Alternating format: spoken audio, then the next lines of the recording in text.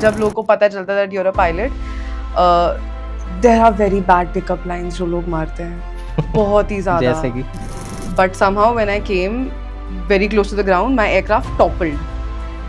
I think driving on road is ज़्यादा scary compared to flying in an aircraft.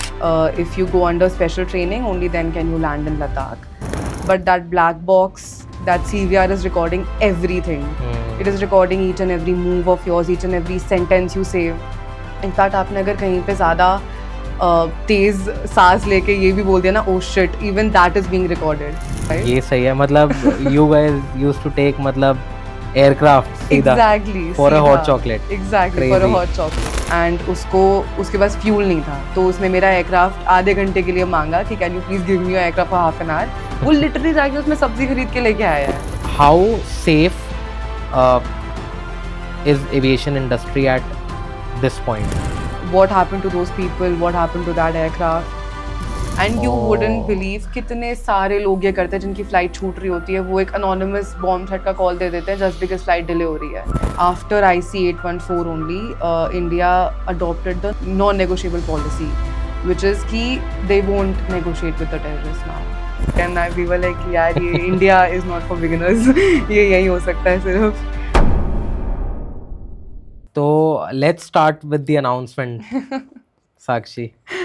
So, good afternoon, dear passengers. This is your first officer, Sakshi Saxena from the flight deck, and with me in the cockpit is Captain Uday. Welcome aboard Flight 123 to Bombay, and we are here for safety and comfort. Sit back and relax, and thank you for choosing.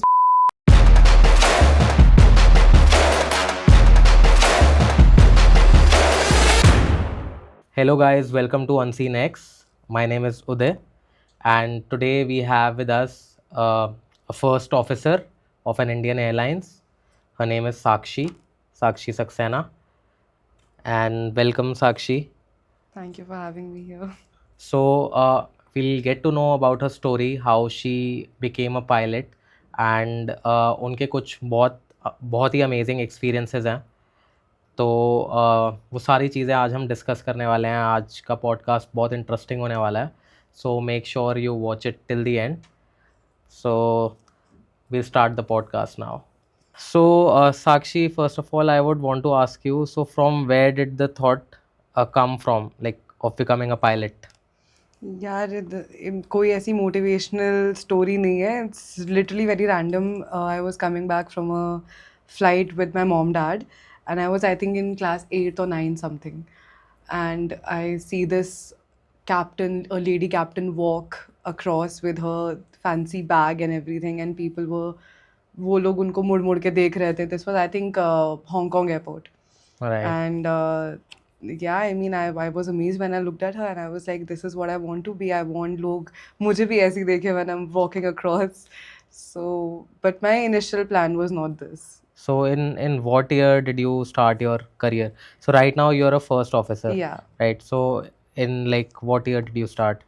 So there is no minimum age for this. मतलब obviously you need to have certain documents and all. तो कभी भी start कर सकते हो. I started when I was 17. Oh. Yeah, I got my medical done when I was in 17. फिर after the 12th का boards and everything, I gave the DDC exams. That is a necessity.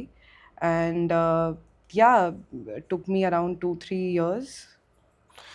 अच्छा, तो मतलब काफ़ी लोगों को India में they don't know the procedure of becoming a pilot. And as per what I know, I think हर एक कंट्री का डिफरेंट सिनेरियो होता है, डिफरेंट प्रोसीजर होता है. So like what is the procedure in India? It's very simple. You just have to clear 5 exams, which DGCA conducts, and you need to have 200 hours of flying experience. अच्छा. That is the bare minimum qualification, but इतने पे difficult होता है because the market is not very good right now. अच्छा, तो मतलब still मतलब कितना टाइम लग जाता है usually when you apply, like first सबसे पहले तुम अप्लाई करते हो और उसके बाद लाइक कितने टाइम की स्टडी होती है, एंड देन फिर सारा ट्रेनिंग पीरियड सब कुछ मिला के अराउंड कितना टाइम लग जाता है? This is very dynamic when it comes to person. If some people clear all of their exams in one go. I know people जिन्होंने एक ही बार में 5 के 5 एग्जाम्स निकाल दिए, जाके 6 महीने में फ्लाइंग कर ली. So it must be easier and quicker for them. But then some people take their sweet time to understand each and every subject and then साल भर में एग्जाम निकालते हैं. But all in all, as an on an average, if I have to say, then दो तीन साल, that's it. सो कुछ minimum requirement भी होती होगी एग्जाम में बैठने के लिए. Right, you just need to have 55% in your 12th. Good, that's it. And Yeah. you have to have science also, ये भी You होता है. need to have PCM, you need to right. be medically fit, Yeah. but college degree as such is not important. Right, because in some countries, as per what I know, कि ऐसा भी नहीं होता कि you have to have science in हाँ, I 12th. think in हाँ 11 12. the तो FA मतलब ऐसा route कुछ नहीं don't हो. allow. हाँ तो मतलब आई वाज इन ऑस्ट्रेलिया, तो वहाँ पे मतलब वैसे ही कोई मेरे फ्रेंड्स थे कुछ, वो they used to work as cabin crew over there. Okay. तो वैसे ही हम डिस्कस कर रहे थे, तो दे वर टेलिंग अबाउट, तो मैंने वैसे ही पूछा, तो यहाँ वहाँ पे ऐसा कुछ सीन नहीं था. सो मतलब हाँ ठीक है, इंडिया में ये है कि you have to have science.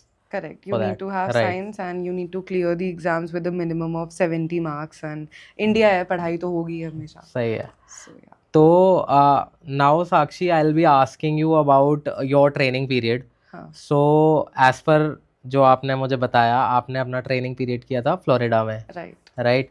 तो कितने टाइम का था ट्रेनिंग पीरियड? मेरी फ्लाइंग थी टोटल 10 months की. अच्छा. Which was also during peak COVID 2020. हाँ 2020 में सब कुछ जब बंद था तो वहाँ पे there was no rush of people, तो इसलिए जल्दी हो गया. So I was lucky. So you had to be like, you were there for like almost an year. Yeah, almost a अच्छा. year. अच्छा, nice. So how was the experience over there? Oh. You there are a few incidents जो अभी हम Many, आगे हाँ. Discuss करेंगे. Some जो you incidents told can be me. discussed, some can't be discussed. Right. But I think training period for any pilot is a very, very special period because you are getting to learn so much. And एक दिन आप अपने घर पे बैठे हो, अगले दिन आप लिटरली एक एयरक्राफ्ट खुद से उड़ा रहे हो. So ये जो चेंज आता है, many people it gets very overwhelming. But बहुत से किस्से हैं, बहुत सी stories हैं. Right. So you were telling me, I remember you were telling me about a near-death experience when We when jumped you right were. into it. अच्छा, yeah. हाँ तो ठीक है, you can tell us. Yeah, so basically Florida is known for 12 months of flying का ऐसा बोला जाता है क्योंकि वहाँ पे the weather is amazing. But what we did not know is वहाँ की जो winds हैं, they can go anywhere from आपका 10-15 knots, which is normal, to 30-40 knots also. Cyclones, thunderstorms are very common in Florida. So I had recently gotten my solo license, and I was flying solo with the aircraft. मैंने take off करने से पहले I saw the weather and everything looked good to me कि चलो ठीक है. And पता नहीं हम सब इतने ज़्यादा रैट रेस में थे कि हम लोग कोई भी फ्लाइट के लिए मना नहीं करते थे. तो ऑल्दो आई न्यू कि थोड़ा सा शाम के समय वेदर हेजी होने वाला है, बट आई वाज लाइक कोई नहीं, देखा जाएगा, चलते हैं. तो निकल गए अपना एयरक्राफ्ट लेके. एंड जब तक मैं वापस आई तब तक it was raining. There was a big cell of clouds over my airport जहाँ पे मुझे लैंड करना था. तो आई वाज लाइक चलो ठीक है, थोड़ा सा गेड़ी मारते ऊपर ही, इट्स फाइन, थोड़ा बाद में आएंगे. तो I took another lap. I went along the coast for 15 minutes मोर. Then I came back after 15 minutes कि चलो ठीक है, अब ट्राई करते हैं लैंड करने का. I tried, I had to go around because near the surface ना winds सबसे ज़्यादा strongly feel होती हैं. ऊपर फिर भी आप एक बार मैनेज कर लोगे, but because when you are coming in for landing आपकी already the thrust produce and everything is very less. आप कम पावर पे आते हो लैंड करने के लिए. एंड हमारे तो सेस्नास थे, तो वो तो आइडल पावर पे आता था लैंड करने के लिए. तो सेस्नास मतलब are they a kind of aircraft मतलब? या they are the training aircraft. अच्छा. जो ट्रेनिंग एयरक्राफ्ट 2 ही 3 आजकल यूज होते हैं. डायमंड्स हैं, सेस्नास हैं. सो मैंने ये भी सुना है वो बहुत डेंजरस भी होते हैं. ऐसा होता है? पूरा मैनुअल है इसलिए there is no Right, no autopilot. No autopilot. So it was purely manual, purely 6-pack instrument देख के हम लोग फ्लाई करते थे. तो या I had to go around. एक बार अटेम्प्ट किया, नहीं हो पाया. दूसरी बार अटेम्प्ट किया, नहीं हो पाया. तीसरी बार I was coming in and I was like अब तो करना ही पड़ेगा बिकॉज मेरा फ्यूल खत्म हो रहा है. I need to land. this has to be a full stop landing. But somehow when I came very close to the ground, my aircraft toppled. Oh. And पहले एक टायर नीचे छुआ, फिर उसके बाद दूसरा वाला, and then the nose gear went down, and काफ़ी बम्पी लैंडिंग थी वो, but somehow I made it. But उस दिन सोच ही लिया था कि अब अगर ये वाली नहीं हुई तो घर पे कॉल कर देना है कि मम्मी बाय बाय। सही है। तो coming on to the next question, तो लाइफ कैसी थी फ्लोरिडा में? And like it's considered one of the best places to fly, या सो ऐसा क्यों? mainly because of the weather. The weather allows, and it is very near to the sea. So you have a lot of airports that you can go to. मतलब हम लोग का जो airport था लैंटना, the airport was in लैंटना, वहाँ से north में जब जाते थे there was another airport called KTX. So ये वाली फ्लाइट जो होती थी, this used to be the most beautiful flight at night, because एक साइड सी था, एक साइड सारे के सारे एयरपोर्ट से लाइट्स चलती थी, you use to see ships when you were lucky, so there were a lot of times when we use to catch on the same frequency with the ships, तो it used to be beautiful. Then there was this place called Marathon, Key West, Key Islands. So वहाँ पे जाने के लिए, but you need to be like, वो थोड़ी सी difficult flight होती थी हम लोग के लिए, because there was a stretch जहाँ पे there was no land near us. We were flying over the ocean. अच्छा। And flying over the ocean थोड़ा सा scary लगता है, because if something happens you can't just go anywhere. Other than that, yeah, Florida is an amazing place to be in for training or for living. हम लोग की life was very dynamic over there. सब कुछ खुद ही से manage कर रहे थे, एंड फॉर सम रीजन मेरी बैच में जितने भी लोग थे, हम सबकी average age was 19-20 years old. I was 21, I was there, we were all learning कि अच्छा खाना कैसे बनाते हैं खुद, अपने कपड़े कैसे धोते हैं खुद, सो या दैट वाज गुड. राइट, तो यू वर टेलिंग अभी कि flying over the ocean it's very dangerous. या सो यूजुअली जो तुम एयरक्राफ्ट जो तुम फ्लाई कर रहे थे, सो उसमें वर दे लाइक सिंगल इंजन वाले होते हैं क्या? तो मतलब उसमें कोई ऐसा बैकअप भी नहीं होता? उसमें कोई बैकअप नहीं है, that was a single engine. Nice, मतलब काफ़ी स्कैरी है. तो मतलब मैं इससे ही रिलेट करके I would want to ask something. तो जैसे आजकल जो कमर्शियल प्लेन्स हैं, so like on and off they are flying over the ocean, या तो मतलब सेफ्टी प्रोसीजर्स क्या रहते हैं See, usually? when it comes to a jet, you cannot go wrong with anything. अच्छा. Jet engines have developed so much. Jet aircrafts have developed so much that they can't stall. They can't be. They are always tracked. And हम लोगों ने ये सब चीज़ें, aviation ने ये सब चीज़ें incidents के साथ ही सीखी हैं. With every incident or accident that has happened in the aviation history, there was one new development which came out of it. Right. So at this point, I think driving on road is ज़्यादा scary compared to flying in an aircraft. It's all very safe. And there are a lot of backups also, I think. Exactly, like, there is right, redundancy, है ना, we call बहुत. it. हर चीज़ का एक backup का एक और backup. अच्छा. So that is what we are trained for. मतलब when people say autopilot उड़ा लेता है, लेकिन उसके लिए भी ट्रेनिंग exactly, हम भी एक तरीके से backup ही हैं for the aircraft. नाइस. तो वैसे सबसे सेफेस्ट कौन सा होता है? Like if I ask you, Boeing कौन सा? 747 I think, Yeah, 747, 737, all of these aircrafts are अभी तो majorly there's just Boeing and Airbus. अच्छा. And इंडिया में यूजुअली कौन सा यूज होता है सबसे ज़्यादा? Boeing 737 and A320. Oh nice. That is what we are using. And दोनों amazing aircrafts हैं, fly by wire, and you just can't go wrong with them. But हमारे जो training aircraft थे, those were actual, मतलब उसमें आपकी skill test होती थी. राइट, क्योंकि उसमें कुछ मतलब ऑटो पायलट वाला सीन ही नहीं था, सब भी कुछ नहीं था, मैनुअल सब तुम्हें कुछ करना. आप ही ऑटो, आप ही पायलट, अच्छा. you are everything. सो मतलब नॉट इवन, मतलब जरा सी भी गलती वहाँ पे कोई उसकी वही नहीं हाँ, है, बिल्कुल स्कोप ही नहीं है उसका कुछ. Exactly. But then that is a good part about it, because when you are being trained, आपकी skills, when you are given automation, तो आपकी skills कैसे judge करेंगे वो? Right. So it's a good thing that training में they take away the automation and they want you to do everything. Right. In fact, you just mentioned single engine. उसका एक incident हुआ था हम लोग के CPL के license के time पे. There are certain maneuvers that we have to do.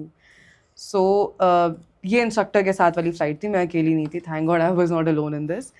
But there's this maneuver that we do which is power of 180. So what they do is, suppose this is the runway, you are coming in for landing. When you've reached the mid of the runway, they take away your engine. They simulate an engine failure, and then you have to basically glide all the way and come in and land without any power.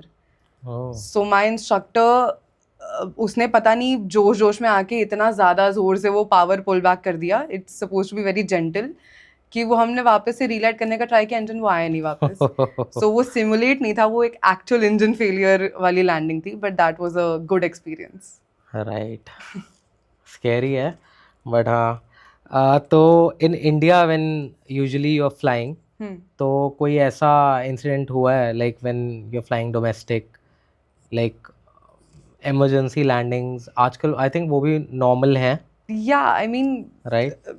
हाँ, emergency landing is a big thing, हाँ. but many aircraft just take off and then some problem happens, they suspect something, they come So back has and it ever land. happened like No, when you're touch wood, not with me yet. Okay. But I've heard of incidents where people have just taken off, कुछ suspect किया उन्होंने, and then they came back and landed in the same like place. मतलब हाँ, कुछ pressure issues हो गए या कुछ बड़ी सारी चीजें हैं. राइट. मेरी ही एयरलाइन में हुआ था. अच्छा. प्रेशराइजेशन इशू हुआ था. अच्छा, so you had to come back again. Yeah, I was not there in the flight, but I heard अच्छा. this from someone else. अच्छा अच्छा.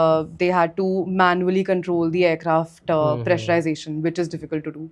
Right, right. तो उनको वापस आना पड़ा. They had to do an overweight landing because the fuel was not burnt off. So होती रहती हैं चीज़ें, ज़्यादातर होती हैं in airfields which are little difficult to land in. Patna is a difficult airport to land in. अच्छा, ऐसा क्यों? Ladakh is difficult. Patna is difficult because the runway length is very short. So you go all in. मतलब ऐसा बोला जाता है कि अगर आप पटना में लैंड करो तो कोशिश करो गो अराउंड के चांसेस ना ही हो बिल्कुल. So you go full flap landing, then even take off आपको कम लेंथ में करना है. So Ladakh is difficult, Srinagar is difficult. Right. सबसे ज़्यादा डिफिकल्ट रनवे कौन सा है इंडिया के अंदर? सबसे ज़्यादा डिफिकल्ट टेरेन कौन सी है? I think terrain wise it's Ladakh definitely, because the approach is a bit hazy, or you need to be specially cleared in all the airlines. Ladakh is a special clearance. If you go under special training, only then can you land in Ladakh. Because of the elevation, itni Right. thrust nahi produce hoti hai itni, the air is less dense over there. Right. So that is difficult. Srinagar is also difficult, not that difficult jitna Ladakh hai. Even Mangalore for that matter, because it has a Right. tabletop runway. Yeah, I remember that crash which yeah. happened. Yeah. Which happened. Yeah. So that was also I think कि runway बहुत ज़्यादा short है and they Yeah. like They didn't anticipate. हाँ, They exactly. should have gone around, but उन्होंने Right. decision कुछ और था. कि They- हो जाएगा land. They Yeah. thought. Yeah. Right.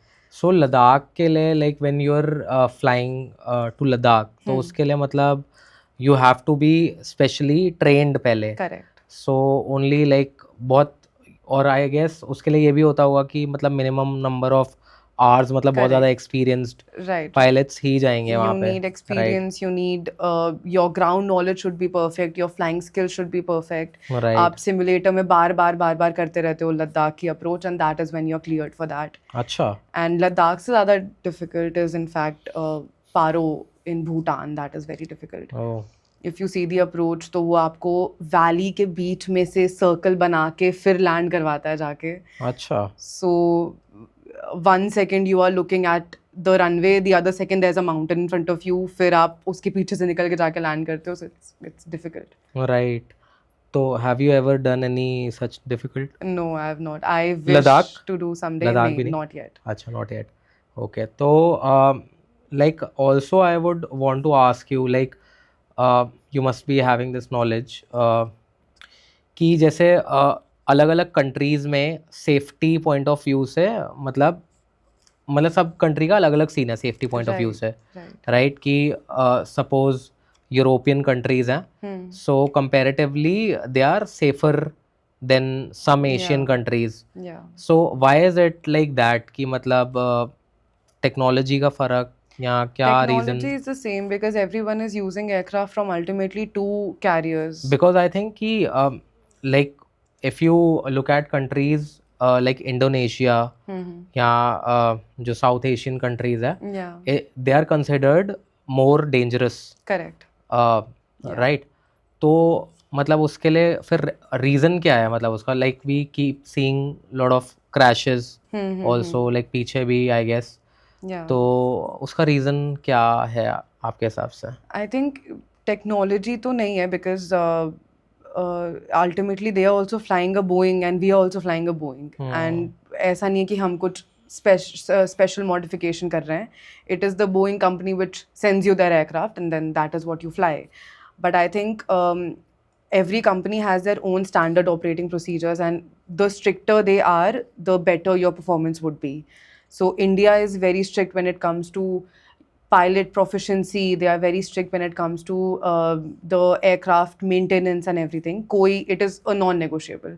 सबसे पहले किसी भी एयरलाइन को अगर सबसे बड़ा उनका जो थ्रेट होता है that is the maintenance, because ultimately आता सब यहीं पे है. And believe me, after any incident लोगों को लगता होगा कि पता करना बहुत मुश्किल है कि हुआ क्या होगा, but that black box, that CVR is recording everything.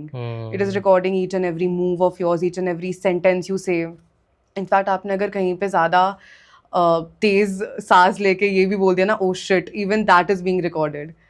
So it depends upon airline to airline and company to company कि वो लोग कितना ज़्यादा invest करना चाह रहे हैं towards the safety of the pilots and the aircraft in general. राइट. ये चीज़ मैंने भी ये भी सुना था कि not all the airlines are allowed to fly in the US.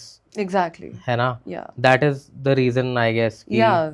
And you better keep a good track record if you want to Right. be flying. So over मतलब there. कुछ मेंबर्स आई थिंक ऐसा होता है कुछ. हाँ, Is it मतलब like that? if you have certain incidents in your company, then आप काफ़ी से जगहों से ban हो जाते हो, and I think Right. there's nothing wrong with that. Even the Pakistan Airlines, उसके तो काफ़ी videos, memes viral होते रहते हैं. They have some communication issue आपस में. ATS का मेनली रोल होता है ATC का, इसमें? yeah. ATC sorry. Yeah. ATC right. तो coming on to the next question Sakshi, तो अब थोड़ा सा लाइट करते हैं हाँ. इसको और कुछ इंटरेस्टिंग चीज़ पूछने वाला हूँ मैं. तो मैंने सुना है कि एविएशन इंडस्ट्री में इनफिडेलिटी रेट भी बहुत ज़्यादा हाई होता है.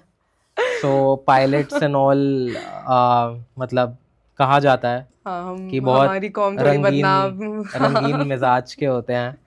हमारी पूरी की पूरी कौम थोड़ी बदनाम है इस चीज़ को लेके. राइट. एंड यार मुझे ऐसा लगता है पहले ना ऐसा हो गया था, बट अब एवरीवन इज ट्राइंग कि ये कलंक हटा दें अपने नाम के ऊपर से, but everyone has the prejudice already. तो वो हो नहीं पा रहा.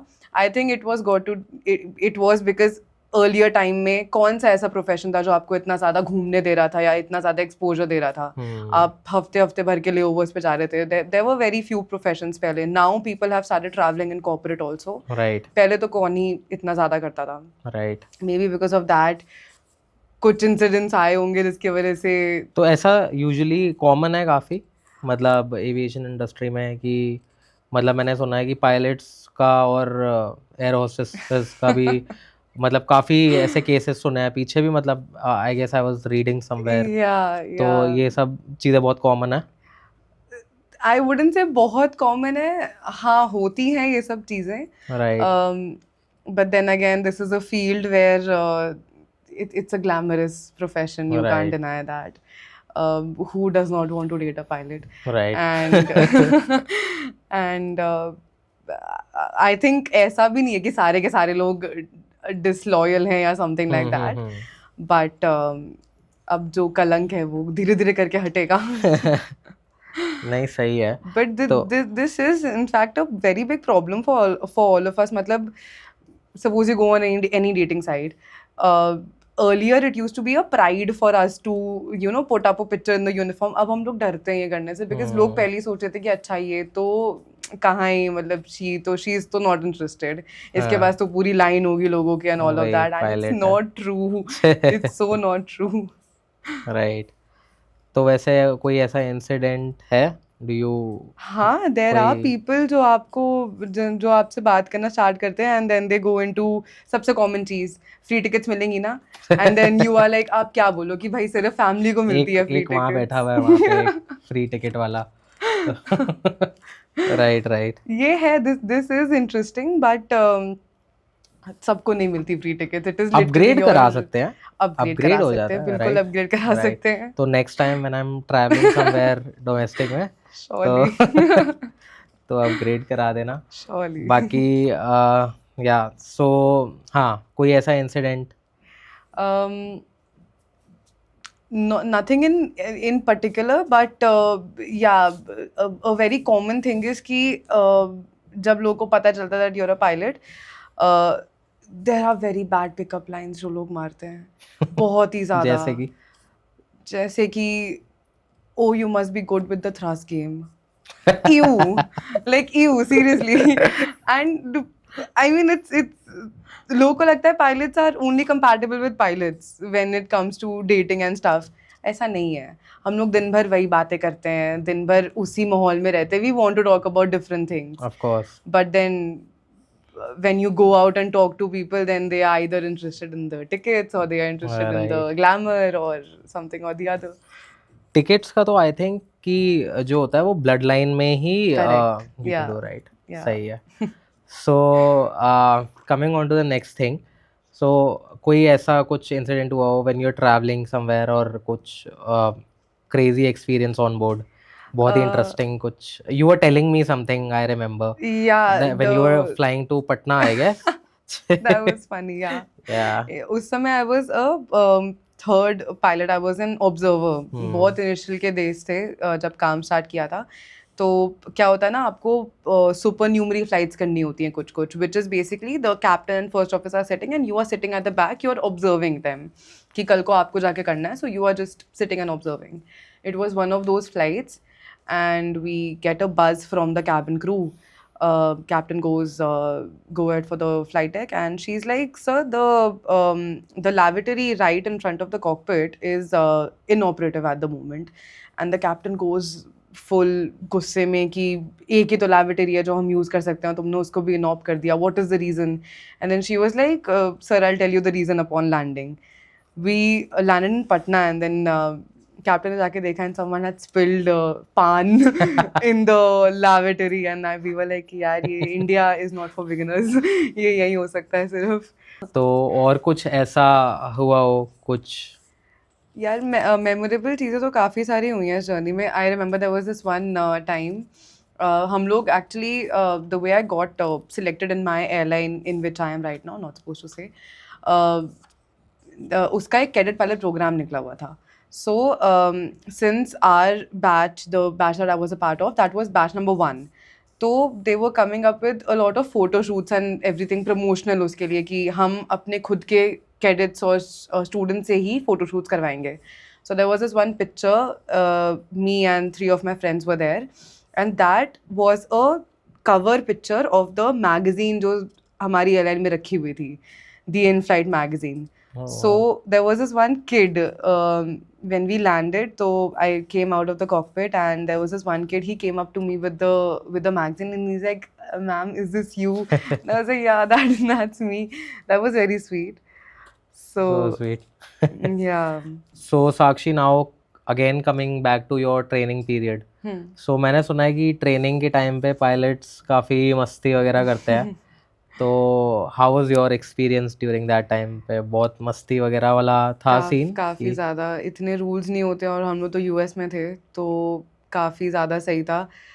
जैसे हम लोग आज को गाड़ियाँ लेके निकलते ना शाम को सब दोस्त यार चाय की टपरी पे बैठने के लिए, उस समय हम लोग जाते थे एक एक एयरक्राफ्ट लेके। And we used to, there was a airport foxtrot 45, we used to land there और वहाँ की हॉट चॉकलेट मिलती थी सुबह सुबह। एंड सिर्फ 2-3 घंटे का टाइम था जब उस मशीन में वो हॉट चॉकलेट भरी रहती थी, because everyone used to die for that hot chocolate. वो ख़त्म हो जाती थी 2-3 घंटे बाद।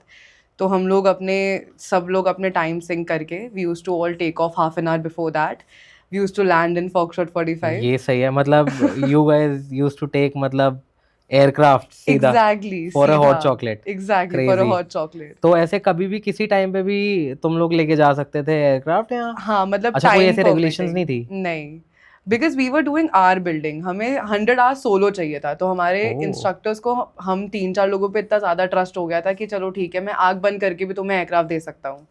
तो टेक इट एंड अपनी आस बिल्ड करके आओ, 100 आवर्स सोलो करके आओ. तो कॉफ़ी कहीं पीते थे, लंच कहीं और करते थे, डिनर कहीं और करते थे. So that used to happen. ये बहुत सही है यार. तो मतलब तुम लोगों की गेड़ी फ्लाइट में होती थी हाँ जी. और सोलो. एयर गेड़ी. सही है यार, ये भी बहुत सही है. यार Florida when it comes to flying ना इतना ज़्यादा चिल है. वहाँ पे फ्लाई इन कम्युनिटीज़ बनी हुई हैं. सो दैट इज़ बेसिकली आप लैंड करो, इंस्टेड ऑफ जो जैसे घर के बाहर ड्राइववेज होते हैं ना, उसकी जगह देयर वर टैक्सी वेज. तो आप लैंड करो एंड आप अपने घर में जाके एयरक्राफ्ट को पार्क कर दो. If I have a picture I will show you, जहाँ पे मैंने अपना लास्ट जो चेक होता है वो दिया था. That was a fly in community. तो मेरा जो एग्जामिनर था ही वाज टेलिंग मी कि उसके घर पे सब्जी खत्म हो गई थी एंड उसको उसके पास फ्यूल नहीं था. तो उसने मेरा एयरक्राफ्ट आधे घंटे के लिए मांगा कि can you please give me your aircraft for half an our. वो लिटरली जाके उसमें सब्जी खरीद के लेके आया है. बिकॉज उनके घरों के बाहर गाड़ियां खड़ी होने की जगह नहीं है, वो सीधे एयरक्राफ्ट खड़े करते थे अपने सब्जी लेने के लिए एयरक्राफ्ट लेके जाया. एग्जैक्टली. ओह भाई. That is how coolly people take aviation in US. Oh wow. So now coming back to the like I had this question in my mind.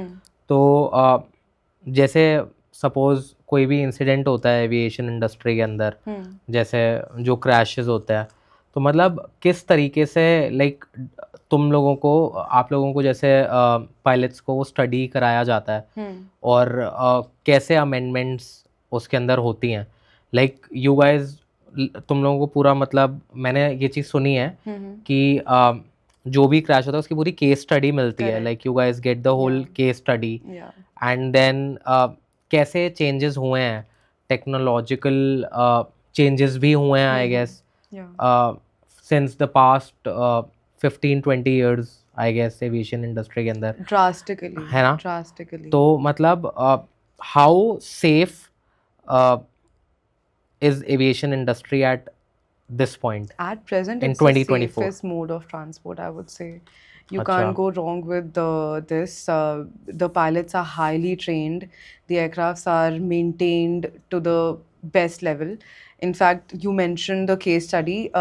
So the aircraft that I fly is a Boeing 737, and there are two variants, let's just say, of the engine. एक NG है और एक Max है. If you're aware, बीच में 3 crashes हुए थे 737 Max के. एक फ्रांस में हुआ था. करेक्ट. राइट. सो उसका रीज़न तीनों का एंड में जब when they sat and they decided कि क्या एक्चुअली में हुआ होगा, there's also this documentary on Netflix, Downfall करके. So there was just a minor thing that if I explain it to you in a layman language, there was too much automation in the aircraft. वो manual commands नहीं ले रहा था. You had to do certain things. You just have to switch a system off, the MCAS system. Right. You had to switch it off because it was overriding the pilot's command over the autopilot. Oh. So इस चीज़ के लिए it led to 3 crashes, जबकि इतनी बड़ी कोई बात नहीं थी. तो मतलब पायलट्स की कमांड जो है वो उसके अंदर मतलब फीड ही नहीं हो रही थी, ऐसा था. एग्जैक्टली. मतलब वो ओवरराइड हो जा रहा था. ऑटो पायलट खुद ही से उसको करेक्ट कर दे रहा था and they were not listening to what the pilots input should be in this. तो उसके लिए कुछ नहीं करना था, सिस्टम बंद करना था. हमारे घर में जब कंप्यूटर वगैरह खराब हो जाता है हम उसको रीबूट करते हैं, right. That is all that had to be done. But since no one knew about it, क्योंकि वो बहुत ही माइनर सी एक चीज़ थी, it led to 3 crashes. And after that whatever changes were made in the 737 Max, uske liye all the pilots who were type rated for 737 had to go through a special 7-day ground class which had everything ki ab naye Max mein cheezein kaun si aayi hain. That was the training's name was RTS, return to service. तो इसमें उन लोगों ने सब कुछ बताया, एक एक डिटेल की these are the things which now the aircraft will have different. Then we had to do simulator sessions. So जब तक आपने ग्राउंड वाला एग्जाम और सिमुलेटर वाला एग्जाम पास नहीं कर लिया, तब तक you were not supposed to fly the new Boeing 737 max again. Oh, अच्छा. So you guys keep having this simulator training, right? Yeah. Like that's compulsory for you guys. Correct. और कितने time के अंदर अंदर like you guys keep getting the training for it? So the ground classes that we have, जिसमें हमें technical and performance के exams pass करने होते हैं, that happens annually. Simulator sessions जो होते हैं उसमें एक check होता है जो 6 months पे होता है biannually, and एक होता है जो 1 year पे होता है. But every year there are tons and tons of training. Right. Flying तो कमी निकल के आती है. अच्छा, तो मतलब कितने टाइम बाद you become a captain from the first officer? It depends upon you. आप 15 से hours घंटे के कितना ऊपर होता? जल्दी कर लो. Yeah. अच्छा. It's 1500 Okay. hours and it's ATPL exams जो हम लोग DDCA के टाइम पे जो हम लोग ने एग्जाम्स दिए थे उसी का एक 1 notch difficult exam. You clear that, you get your 1500 hours and you can How go many for your hours have you command. done? I have done so far 400. Oh, 1100 more to go. Then we'll take an interview with Captain Sakshi Saxena. Nice. Right. I like the sound of it. Right. तो एक और चीज़ मैं discuss करना चाहता था. एक documentary मैंने भी वो देखी थी मलेशियन एयरलाइंस की. MH370, yeah. या MH370, राइट. Yeah. सो मतलब उसकी भी कुछ कंट्रोवर्सीज चल रही थी पीछे. Correct.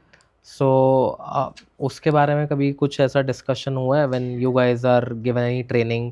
कोई रीजन ऐसा रीजन उसके वही निकल के उसका आया रीजन जो अभी तो आई किसी डोंट को थिंक नहीं सो कि पता. No किसी को one पता है. exactly. Even right. the documentary and I had guess 4 दो scenarios. प्लेन्स उनके मतलब they went down. I guess one was वो मिसाइल की वजह से आई थिंक कुछ हुआ था, सुनने में आया था. And one just vanished. Yeah, ऐसा the था. one which vanished, it's actually very scary because it's a likable possibility that this can happen to anyone. And the fact that इतने साल बाद भी we are not able to, come up with कि हुआ क्या था actually में. What happened to those people? What happened to that aircraft? अभी भी when we sit and discuss then थोड़ा सा chills type के आ जाते हैं क्योंकि बाकी जब accidents या incidents होते हैं तो you know what is the reason and you correct for the reason, but इसमें तो reason ही नहीं पता. So उसका wreckage भी मिला था? I don't think so. नहीं मिला था. I think some few parts or something, but even the documentary has 4 different black box scenarios. भी नहीं मिला उसका I guess. Exactly, वरना तो सब कुछ clear हो ही सब जाता. clear हो जाता, right. Yeah.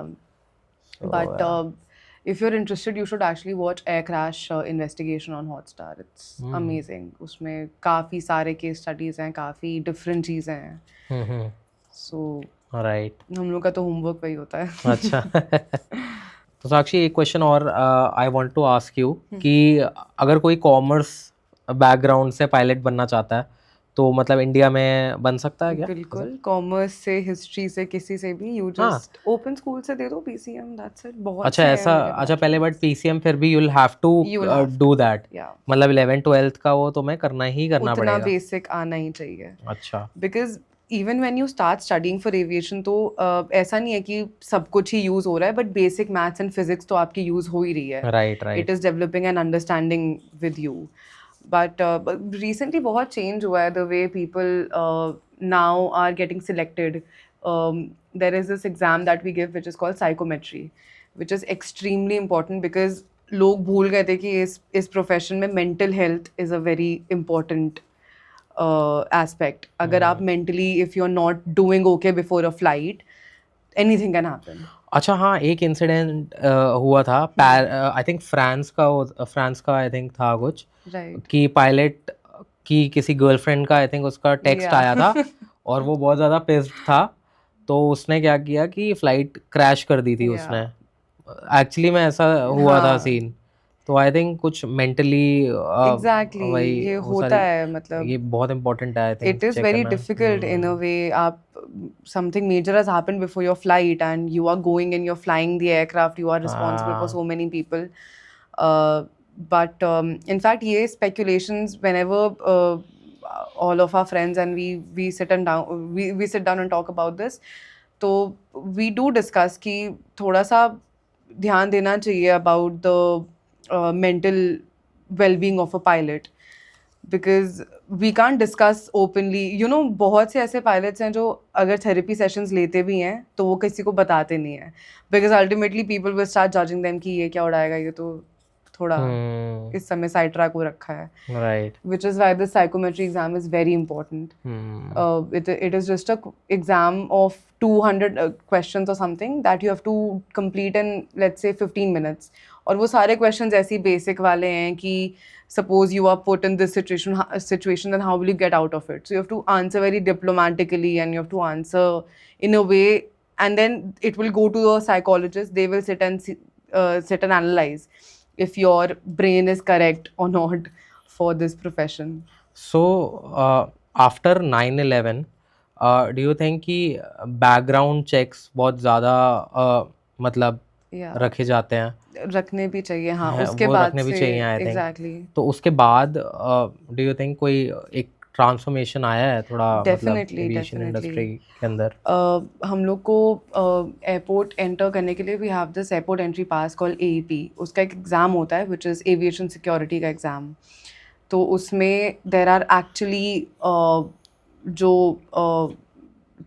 CRPF वाले लोग होते हैं, they all come and they tell us कि वो क्या क्या चीज़ें स्क्रीन करते हैं, and they give us the case studies कि अर्लियर ये लूप होल्स से इसीलिए इतने सारे हाईजैक्स हो पाए या इतनी सारी चीज़ें हो पाई, and that is all a strict no now. I think aviation security के ऊपर तो कोई भी threat is very non negotiable at this point. Even a simple bomb threat is taken is given so much importance. Exactly किसी ने अभी पीछे Indigo में I था या किसी ने कुछ ऐसा बोल दिया था एग्जैक्टली. तो बहुत बड़ा इशू बन गया था और उसकी उसको गर्लफ्रेंड उस उस पे फ्लाइट में केस हो थी. गया था। एग्जैक्टली, उसकी गर्लफ्रेंड उस फ्लाइट में थी और उसको आई थिंक उससे कुछ बात करनी थी या समथिंग, तो उसने एक बॉम्ब थ्रेट का कॉल दे दिया ताकि वो फ्लाइट डिले हो जाए. एंड यू वुडंट बिलीव कितने सारे लोग ये करते हैं जिनकी फ्लाइट छूट रही होती है, वो एक अनोनिमस बॉम्ब थ्रेट का कॉल दे देते हैं जस्ट बिकॉज फ्लाइट डिले हो रही है. But there is so much that goes behind a simple bomb threat का कॉल. पूरे के पूरे सारे के सारे पैसेंजर्स को डीबोर्ड किया जाता है, सबके लगेज चेक किए जाते हैं, सबका दोबारा से सिक्योरिटी होता है. It cost heavy amount to the company क्योंकि वो दोबारा से सब कुछ आपका करवा रहे हैं. एग्जैक्टली अभी एक वेब सीरीज आई थी नेटफ्लिक्स पे कांदाहार हाईजैक के ऊपर, right? So I would want to ask you, आज के टाइम पे इज इट पॉसिबल कि कोई ऐसे हाईजैक कर सकता है प्लेन जैसे उस टाइम पे होता था? I don't think it's very, मतलब हाउ स्ट्रिक्ट, मतलब you are telling it's very strict, या तो मतलब अब ऐसे कोई स्कोप नहीं रहता, राइट? अब कोई स्कोप नहीं है. अब सारे के सारे जो बैकग्राउंड चेक्स हैं, right from the ground staff who's working, who's even coming to clean the lavatory of your washroom, उसका उससे भी लेके अच्छे से, पायलट हाँ. तक सबके बैकग्राउंड चेक्स बहुत अच्छे से बहुत डिटेल में किए जाते हैं अब. अच्छा, So it's तो not पहले वही possible. कुछ लूप होल्स होते थे हाँ, कि जैसे जो क्लीनर्स वगैरह हो गए, Exactly. और इसी वजह Exactly. से इनफैक्ट मैंने ये भी देखा वेपन्स वगैरह भी ले आते थे वही अपना. एग्जैक्टली. वो तो बड़ा सीट्स के नीचे छुप के बैठ जाते थे. It was easy for anyone to enter the runway. You can't do that now. It's very, in fact you'll be blacklisted सीधे. अभी वो इंसिडेंट जो हुआ था जिसमें एक पैसेंजर ने थप्पड़ मार दिया था एक पायलट को, he is blacklisted now. He won't be able to fly. अच्छा, मतलब किसी भी एयरलाइन से नहीं? Yeah, I think for some time he is, yeah, because अच्छा. that was a major breach of of course. I mean, how can you do that just because आपकी flight delay होगी? Then that's so wrong. Of course you can't like hit a pilot. Exactly. You Right. can't hit anyone. But yeah, that was very wrong.